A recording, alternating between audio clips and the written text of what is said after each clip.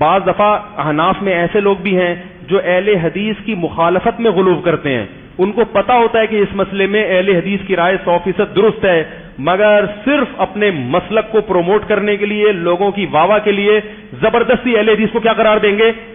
میں ایک مناظرہ دیکھ رہا تھا، اس میں ایک اہل حدیث عالم سے حنفی کا مناظرہ ہو رہا تھا. اس مناظرے میں اس حنفی عالم نے ایک ثقہ تابعی کو گمراہ قرار دیا، حالانکہ وہ تابعی تمام مکاتب فکر کے نزدیک قابل احترام ہے، مگر مناظرہ جیتنے کے لیے اس ثقہ عالم پر الزامات لگائے، کیونکہ الزامات تو ہر ایک پر لگے ہوئے ہیں نا، یہ ایسا تھا، یہ ویسا تھا.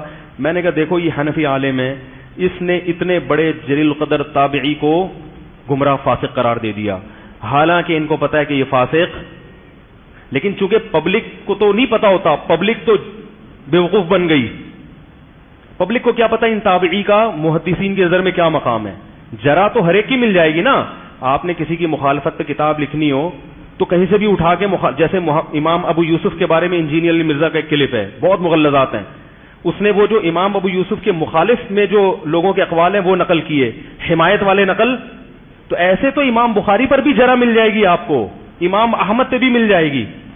تو جرا کسی پہ بھی کرنا چاہو تو راستہ صرف عبداللہ بن مبارک وہ شخصیت ہیں جن پہ کوئی جرا منقول نہیں ہے. تو جرا کسی کی بھی مل جائے گی، دیکھا جاتا ہے کہ یہ جرا قابل قبول بھی ہے یا نہیں ہے. تو ان حنفی تھے، حالانکہ وہ دیوبندی تھے، انہوں نے کیا کیا، اس کی واٹ لگا دی راوی کی، حالانکہ وہ ثقہ راوی ہے. ایک دفعہ رفع الیدین پر ایک مناظرہ ہو رہا تھا، ایک دیوبندی عالم نے کیا حرکت کی، ابن جریج کو کہا کہ انہوں نے 70 مرتبہ مطع کیا ہے، لہذا ان کی روایت قابل قبول نہیں ہے. اور میں نے کہا ابن جریج بخاری مسلم کا متفق علیہ صحیح راوی ہے، اس کو کیسے ضعیف قرار دے دیا؟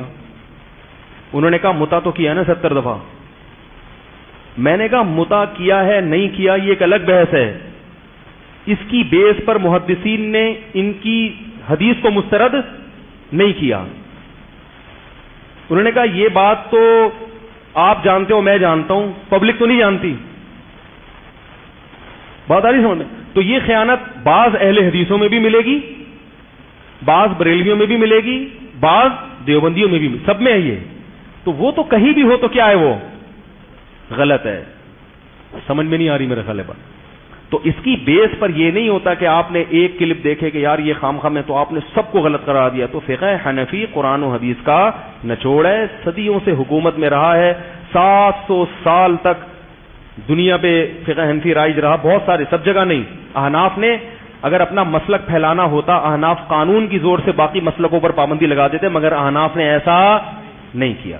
بلکہ حنفیوں کی کتابوں میں لکھا ہوا ہے کہ اگر کوئی حنفی کوئی فقہ حنفی کو فالو کرتا ہے، عدالت میں جاتا ہے اور جج شافعی مذہب کو فالو کر رہا ہے، تو وہ جج کا فیصلہ حنفی پر نافذ ہوگا. اس مسئلے میں حنفی کو اپنا فقہ چھوڑنا پڑے گا، کیونکہ جج جو فیصلہ کرتا ہے قرآن و سنت میں اس کو فالو کرنے کا اللہ نے ہمیں حکم دیا ہے، کیونکہ حکومت کی اطاعت فرض ہے نا. تو اتنا بڑا مائنڈ رکھا ہے.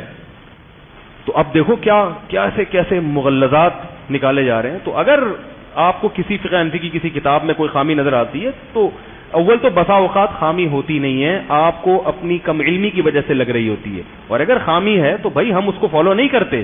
ہم نے کب کہا ہے کہ فقہ حنفی کو بھی قرآن یعنی عین قرآن اور عین حدیث ہی ہے، وہ اس میں کوئی خطا ہو ہی نہیں سکتی.